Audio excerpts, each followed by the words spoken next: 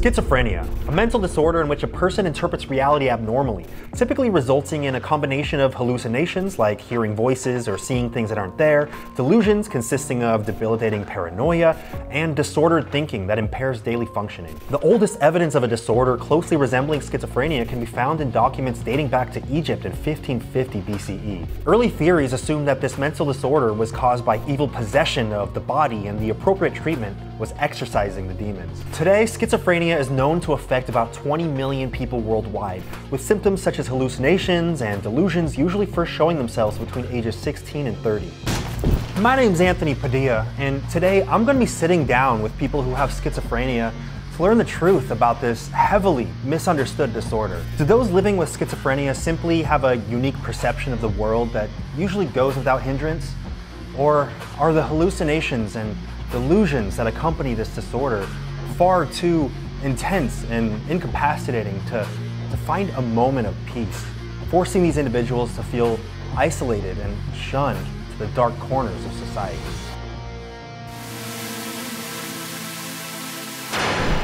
Hello, Cecilia. Hello. Cody. Hey there. Thank you so much for coming on here and teaching me about the world of schizophrenia. Thank you so much for having me. How would you describe yourself? Someone with schizophrenia, someone who perceives the world in a unique way? I would describe myself as like wary of what's going on around me. A person living with schizophrenia, a person with schizophrenia, a schizophrenic, a psychotic, a person with psychosis. I answer to all of the above. In general, what does schizophrenia entail? I deal with visual hallucinations, auditory hallucinations, paranoia, and delusions. And those, I think, are the four main components of schizophrenia. I'm someone who sees, hears, and feels things that aren't there. For me, I hallucinate different characters. One of my most common that I hallucinate, and the one I've hallucinated for the longest, is a clown, very similar to the older adaptation of Stephen King's It. Let me just say, it wasn't a fun time when they made a remake. Ooh, yeah, you were already dealing with that, and then you had to see the billboards everywhere you went. I laugh at my life like a dark comedy. Like when you see a clown 24/7, you kind of have to. I mean, they're supposed to make you laugh, but I'm sure sometimes it does not make you laugh. No. Are there different types of schizophrenia? Recently, schizophrenia has been recategorized as a spectrum, whereas when I was diagnosed, it was like 3 to 5 different types. Undifferentiated schizophrenia basically means that I showed symptoms of more than one type. Some people who have schizophrenia live with delusions, which is having a false belief.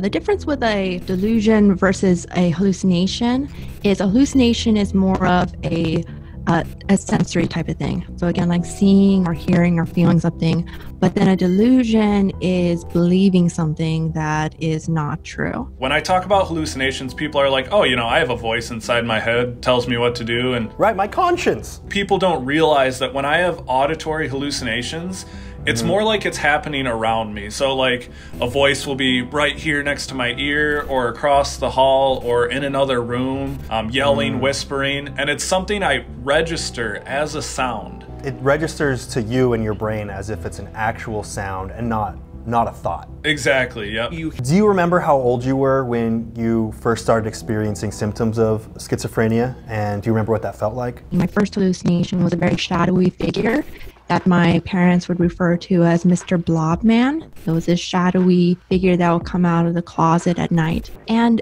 I didn't think anything was like uniquely different with me or whatnot, and neither did my parents. I mean, what 5-year-old isn't scared of the closet, right? Yeah, people are like, oh, it's the boogeyman. Everyone feels like they see When that. I got older, in high school, what I was seeing, the shadowy figure started becoming more realistic, ended up morphing into what is now the clown. And also I started hearing staticky whispers in my ears as well. One of the other characters that I hallucinate is a young girl, for example, and she holds a knife, and sometimes I would feel her stab me with that knife as well. You would actually feel it? Would it feel like as real as anything else in reality? It is something that is very jarring. I know in college, I would struggle, particularly when I was taking tests with these hallucinations, because stress really induces psychosis. And sometimes I wouldn't even be able to see the paper in front of my face because I would be hallucinating too much. And the stabbing also would become very intense. It would be a very sharp pain and it would be localized. I was about 19 when it started happening. And it's really weird going your whole life and then you've learned what reality is, and then all of a sudden these things start completely altering your perception of reality. Absolutely, and I think that's why it's so easy to be delusional, because you're like, well, it's happening now, so why would I believe that my reality just changed all of a sudden? I was so delusional that I thought I had a superpower. I thought I was actually reading people's minds. After my car accident, I had a delusion that everything happening around me was actually part of a dream I was having in a coma. Was that kind of like a sense of derealization? Yep, everything around me felt fake, and then the voices would add to that by trying to tell me that, I wasn't really where I thought I was, and that my mom and wife were waiting for me to wake back up. It was also the time where they tried to convince me that the only way to get back to my real life was to end this life. Did you worry that there might be something seriously wrong with you when you started experiencing these things? To be quite honest, my first thoughts was, I think that I was possessed. And the reason why I thought that I was possessed is because, well, young children aren't taught about psychosis early on, and that's why we need to be teaching about mental health and brain health and talking about having those difficult conversations about psychosis much earlier on, because I could have gotten treatment earlier and I wouldn't have felt so scared or misinterpreted my hallucinations as being possessed. So when you realized that you weren't possessed, were you like, oh, it's just schizophrenia, that's great? I don't think anyone said the phrase just schizophrenia. Yeah. Ooh, just schizophrenia. There was this one occasion where the faceless people that I was seeing regularly, one of the faceless people came to me and handed me a pair of scissors and told me to use it to take my own life. And I had the scissors in my hand, and that's what I remember. I look back at that and it's so surreal because I know that the scissors weren't in my hand, but I do not remember getting them. I don't remember anything past the faceless person bringing me the scissors. You don't remember picking them up. They might as well have handed it to you, literally. The thing that frightens me is looking back and not being able to be like, well, of course you got up, like there's no recollection in my brain. Before we continue learning about the world of schizophrenia, if there are two people standing in front of me, one of them is a hallucination, I can't tell which one is real or not. The only thing that I have a difficult time differentiating if it's real or not is I hallucinate spiders as well. I hallucinate large spiders. I just wanted to take a moment to say that I really appreciate all of you keeping the comments on these videos so empathetic, and for encouraging all the guests in this series to feel so comfortable sharing their extremely vulnerable experiences in front of millions of people. This series would not be possible without you, and if you want to see me talk with others with misunderstood disorders, conditions, and syndromes like dissociative identity disorder, borderline personality disorder, and Tourette syndrome, I'll include some links up in this corner for you, right at your fingertips. Now back to the world of schizophrenia. How accurate do you think those schizophrenia simulation videos are that are floating around YouTube? As I'm talking, you're gonna hear voices in the background, and I want you to try to pay attention to what I'm saying. I think that the audio simulations are probably more accurate than the visual ones. It's just very difficult to really show what it's like to have visual hallucinations. You can't really simulate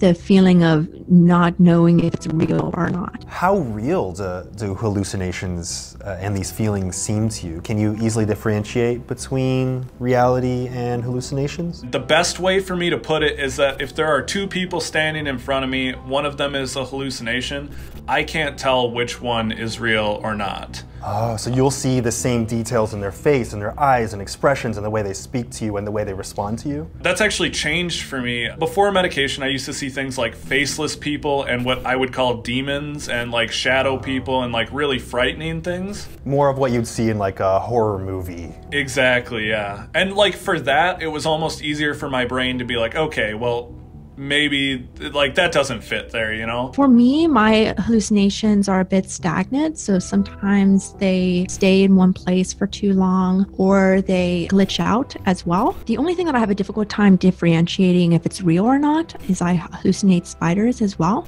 I hallucinate large spiders. Those are, I can tell, aren't real. Because also a lot of my hallucinations don't belong in everyday life. You know, like you're not going to see a giant spider walking down the street. That's not something, you see in your typical daylight. See a lot here in New York, but you don't see that. Do you typically tell people when you're having hallucinations and describe it to them? Or is that something that you kind of reserve? I don't typically say when I'm hallucinating or where I'm hallucinating, especially when I'm giving talks. I've realized when I started my advocacy and giving talks, people would ask if I was hallucinating the clown, and if so, where is the clown? And unfortunately, I would realize that if I said the clown was like in a certain corner of the room, well, everyone's head will turn to that corner of the room. Yeah, they want to know if they see it too. Yeah. But that's very dangerous to do for someone's psyche, because then you have real life then interacting with your hallucination, and that's why I don't tell people where my hallucinations are anymore. When you experience hallucinations and schizophrenia-related symptoms, is there anything that helps you get through those moments?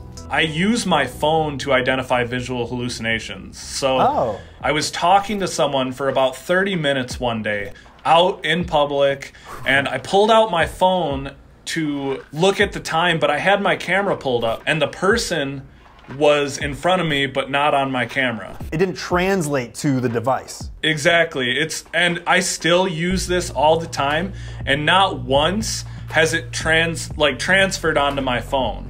So I found this to be a really successful tool, and there's been some awkward situations where I end up recording people who are actually there, but Okay, but like that's a really good way for me to tell, because people always ask me like, well, just go shake their hand or something. And for me, there's been awkward situations where I like grab someone's arm and they've been real, and I'm like, oh. You have to describe that to them now. Usually what happens is I'll grab someone, realize they're real, and run away out of embarrassment because I can't explain what's happening in that time. When were you diagnosed, and how did you react to finding out that you were officially diagnosed with schizophrenia? I wasn't diagnosed until I was about 21, but now I've kind of really embraced the diagnosis. Getting the diagnosis meant getting medication and getting treatment and getting a psychiatrist and getting the help that I needed to be able to do this, to be able to talk to you today, to be able to talk to hundreds of thousands of people on social media, What are some common reactions you get when you tell people that you have schizophrenia? People get scared. I've even talked to people for a couple weeks before telling them, and then once I tell them, they're afraid. When I was first diagnosed and I first started talking about schizophrenia, I used to treat it like that skeleton in the closet, and then it was like this big deal when I would tell someone. But now it's more of like a matter-of-fact type of thing. It's not the thing that defines me. I don't want to lessen the weight of having schizophrenia, but not treating it like it's a big scary thing. When you're telling someone, it makes it, maybe the person hearing it thinking of it less of a big scary thing. Right. Almost the more casual you are about it, the more casual they feel about hearing that. Right.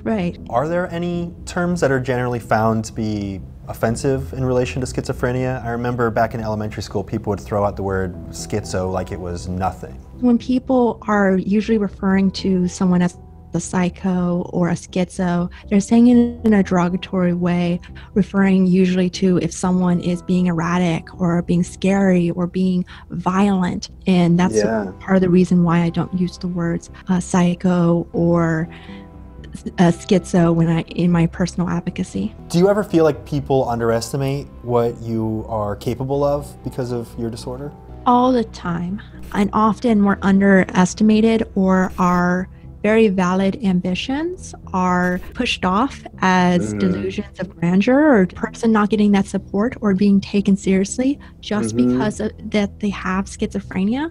We have dreams and hopes just like everyone else. We're people too. Are there any dangerous aspects to having schizophrenia? People need to realize it's more dangerous for the person than other people around them. There's this idea in the media, because when you see a schizophrenic person in the media, what are they doing? Harming other people. Oh yeah, they're almost always violent. It's way more likely for a person with schizophrenia to hurt themselves than to hurt someone else. Not that it's impossible, because when you're delusional and scared, anything could happen. And like you said, it can be dangerous, but I think more for the person experiencing it than the people around them. Everyone asks, they're like, would you ever attack a hallucination, or have you ever harmed someone because you were trying to attack a hallucination? And my thought process is, if you saw what I hallucinated, you would not ask if I would try to attack it. Why is that? Before, when it was faceless people or demons, like, yeah, I'm not gonna try to punch a demon, or like, what am I gonna do? I'm way more likely to be fearful than dangerous. Right, you're gonna go hide in the corner, not go at it face to face. I would consider myself a decent fighter. Like, I box a little bit, but ain't no way I'm gonna throw down with a demon. Like, no day am I gonna try that. It's easier to run away. It's exactly, exactly. Brina wants to know how you like people to help you when you're having an episode. I like the person to stay calm. You know, don't overreact. So my response to that is not to overreact. Also, be there for the person. A lot of times when I would open up about my hallucinations earlier on, people would want to know exactly what the clown looks like or where it was and all that. Make sure you're focusing more on the person instead of like the trying to visualize what they're visualizing. And remember that even though the things that they're experiencing, like the clown or a delusion, hallucination, whatnot, even though that's not real, the fear and the confusion and the frustration, that's real. So my wife has had to live with me now for so many years with this diagnosis, and what she's realized helps me the best isn't pointing out that I'm hallucinating.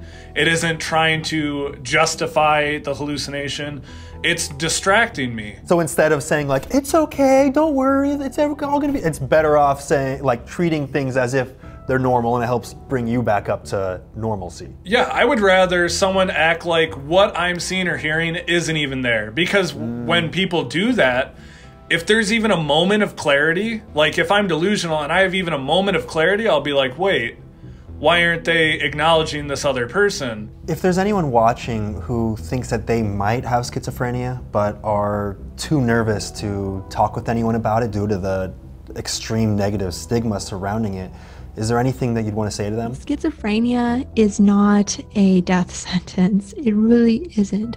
You could have a beautiful, wonderful, fulfilling life and still happen to have the diagnosis of schizophrenia. It hasn't taken away the things that are beautiful in life. And yes, I've had to take quite a few different detours in my life because of schizophrenia. I've learned a lot about myself, but I am very, very grateful to myself as well, especially as someone who has survived a suicide attempt and 3 near attempts, that I'm so grateful that I didn't give up, because it did get better. What do you think the biggest misconception is surrounding schizophrenia and schizoaffective disorder? People really oftenly confuse schizophrenia and DID, which you've done an episode about, which is dissociative identity disorder, which used to be known as multiple personality disorder. So, and I think that's where the confusion comes. You know, when we first started the episode, I was talking about how people always said, you know, the voices are in your head, where I had to explain the voices are more external. And I think it comes from that idea that people think, you know, the voices are happening in my head are alternate personalities. And so there's still a lot of confusion between DID and schizophrenia. So I think, you know, you doing 2 separate episodes is going to really open that up to a lot of people. So I appreciate that. All right, you got 5 seconds to shout out or promote anything you want directly into camera. Go. On TikTok and YouTube, and be sure to check out my motivational speaking website, codygreen.com. If you want to learn more about students with psychosis, follow us on Instagram and Facebook. Thank you so much, Cecilia. I feel like I understand the world of schizophrenia just a little bit more. Thank you so much for having me and helping giving a voice for our community. After spending the day with these people with schizophrenia, I've come to understand just how much some people's perception of the world may be different from ours, and how imperative it is to consider this before assuming everyone's reality is the same as our own. See you later, bye guys. Press a like.